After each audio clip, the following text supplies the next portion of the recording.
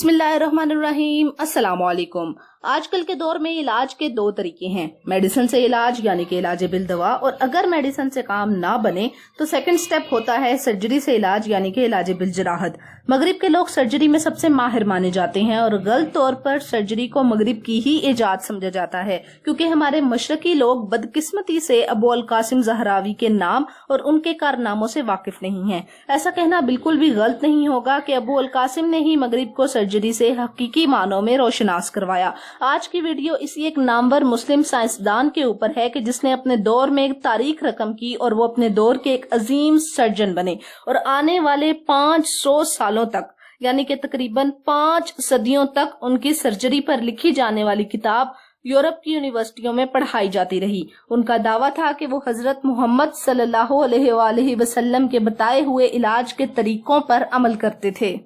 अबू अल कासिम ज़हरावी से कबल सर्जरी मौजूद तो थी, मगर बहुत कम बीमारियों के इलाज सर्जरी से हो पाते थे। लेकिन अबू अल कासिम ज़हरावी ने न सिर्फ दुनिया को बहुत सी बीमारियों के इलाज दिए, बल्कि उनके इलाज में इस्तेमाल होने वाले आलात, उनका तरीका इस्तेमाल भी बहुत आसान जुबान में दुनिया को समझाया।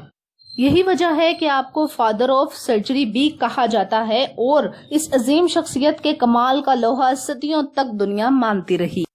अबू अल कासिम ज़हरावी का पूरा नाम अबू अल कासिम खल्फ बिन अब्बास ज़हरावी है। वो 936 ईस्वी में उंदलस में पैदा हुए, जिसे आजकल हम स्पेन कहते हैं। उस दौर में उंदलस का दारुल हुकूमत कुर्तबा था, जिसे अंग्रेजी जुबान में कोर्डोवा कहा जाता है। एक मुसलमान बादशाह अब्दुर्रहमान नासिर के उंदलस पर हुकूमत थी। अब्दुर्रहमान नासिर ने अपनी बीवी ज़ोहरा के लिए कुर्तबा से 8 किलोमीटर दूर एक महल बनवाया, जिसका नाम कसरे ज़ोहरा रख दिया गया। उसे क्या मालूम था कि ये कसरे ज़ोहरा एक दिन शहर ज़ोहरा बन जाएगा और इस शहर में एक अजीम सर्जन पैदा होगा जिसे रहती दुनिया तक याद रखा जाएगा। अबू अल कासिम चूंकि ज़ोहरा शहर में पैदा हुए, इसलिए उनके नाम के आगे ज़हरावी लगता है। जिस दौर में उन्होंने आंख खोली वो इस्लाम का एक सुनहरी दौर था। तालीमी मैदान भी तरक्की के अरूज पर था। उस दौर की तरक्की का अंदाजा आप यहाँ से लगा सकते हैं कि कुर्तबा में उस वक्त 3800 शानदार मसाजिद, 60,000 फलक बोस इमारतें थी और कुर्तबा की यूनिवर्सिटी मगरिब की सबसे टॉप यूनिवर्सिटी थी। अबू अल कासिम ने एक तरक्की याफ्ता इल्मी माहौल में बचपन और लड़कपन गुजारा और खूब फायदा भी हासिल किया। उनकी दिलचस्पी शुरू से ही तिब यानी कि मेडिकल साइंस में थी, लिहाजा उन्होंने तिब में खसूसी दस्तरस हासिल की और शाही शिफाखाने में काम करने लग गए। अपने काम के आगाज के साथ ही उन्होंने मेडिकल साइंस पर तहकीक भी शुरू कर दी। जो भी मरीज उनके पास आता उसके इलाज के लिए वो जिन तजुर्बात से गुजरते उन्हें अपने पास लिख लेते। हर मरीज के साथ उन्हें एक नया तजुर्बा हासिल होता। जिस बीमारी के इलाज में दिक्कत पेश आती वो अपने इल्म और हिकमत से उसका बेहतरीन इलाज निकाल लेते। उनकी इल्म और हिकमत का अंदाजा आप यहाँ से लगा लें कि एक बार एक बच्चा उनके पास लाया गया जिसका सर बाकी बच्चों के निस्बत बड़ा था। उन्होंने देखते ही ना सिर्फ बच्चे की बीमारी बल्कि बीमारी की वजह भी बता दी। उन्होंने बताया कि इंसान के दिमाग और उसकी रीढ़ की हड्डी में एक खास किस्म का फ्लूइड, जिसे आम जुबान में आप पानी कह लें, वो मौजूद होता है। जब वो लीक होकर सर में इकट्ठा हो जाए तो सर फूल जाता है। इस बीमारी को 1957 में हाइड्रोसिफिलिस का नाम दिया गया और ऑफिशियली तब इस बीमारी की वजह दरियाफ्त हुई, जबकि अबू अल कासिम ज़हरावी ने 11वीं सदी में ही उस बीमारी की वजह बता दी थी। ना सिर्फ बीमारियों के इलाज बल्कि उन्होंने सर्जरी करते हुए जो मुख्तलिफ आलात इस्तेमाल हुए उनकी तफसील भी दुनिया को दी। कोई भी ऑपरेशन करते हुए उन्हें जिन जिन आलात की जरूरत पड़ती उसे खुद बनवाते और उसे अपनी एक किताब में लिखते जाते। उनके बनाए हुए आलात आज तक सर्जरी में इस्तेमाल किए जाते हैं। उन्होंने दांत निकालने, पेशाब खारिज करने, अनीमा करने, मुख्तलिफ किस्म के निश्तर, कैंची, आरी और जख्मों को सीने के लिए मुख्तलिफ किस्म की सुइयां बनवाई। इन तजुर्बात को नोट करते करते ये एक किताब बन गई जो कि उस सदी की एक अजीम किताब कहलाई। ये किताब अरबी में लिखी गई थी, इसलिए इस किताब का नाम अत-तसरीफ रखा गया। इस किताब के 3 हिस्से थे। पहले हिस्से में दाग देने और हजामा वगैरह की तफसील दी गई और बाकी 2 हिस्से सर्जरी के बारे में थे, जिसमें उन्होंने सर्जरी का तरीका और आलात की तस्वीरें भी थीं।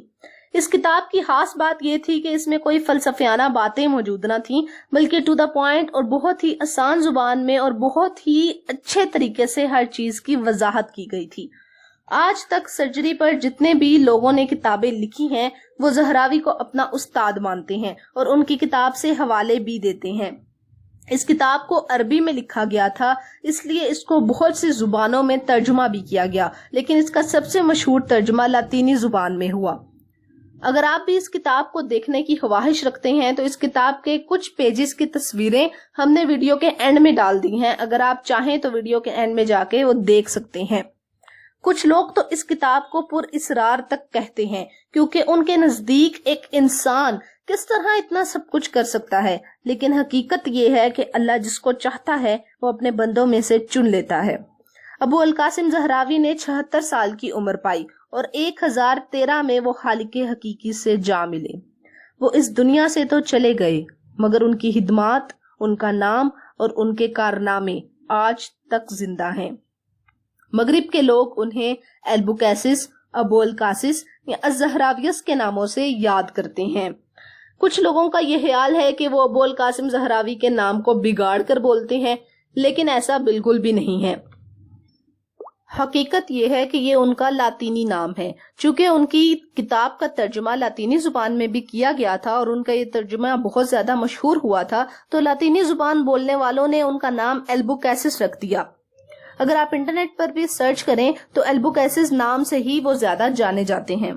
جس گلی میں وہ پیدا ہوئے تھے ان کے اعزاز میں اس گلی کا نام کیلی البوکیسس رکھ دیا گیا، اور اس گلی کے مکان نمبر 6 میں انہوں نے اپنی زندگی گزاری، جو کہ آج تک وہاں پر موجود ہے اور محفوظ ہے، اور وہاں پر سیاح گھومنے پھرنے بھی آتے ہیں۔ لہٰذا اس گھر کے باہر ایک کانسی کا بورڈ لگا ہوا ہے جس پر لکھا ہوا ہے "This was the house where al-Zahrawi lived", یعنی کہ یہ وہ گھر ہے جہاں زہراوی نے زندگی گزاری۔